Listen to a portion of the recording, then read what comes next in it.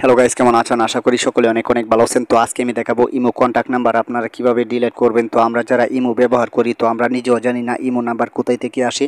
তো imo contact number আপনারা delete করার জন্য উপরে দেখতে পারবেন ম্যান আইকন। তো আপনারা ম্যান আইকন এখানে ক্লিক করবেন।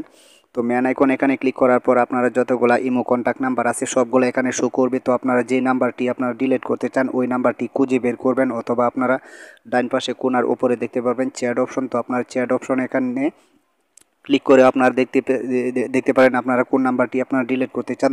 ধরুন আমি এই ইমো নাম্বারটা আপনাদেরকে দেখাচ্ছি কিভাবে ডিলিট করবেন। তো আপনারা যেই ইমো নাম্বারটি আপনারা ডিলিট করতে চান ওই নাম্বারের উপরে ক্লিক করবেন।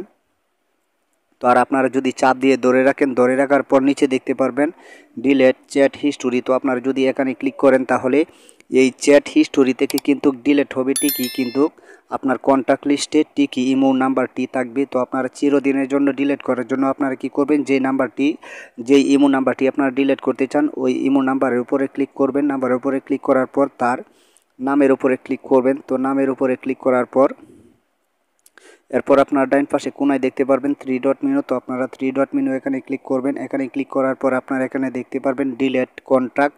তো আপনারা ডিলেট কন্ট্যাক্ট এখানে ক্লিক করলে ইমো নাম্বারটি চিরদিনের জন্য ডিলেট হয়ে যাবে।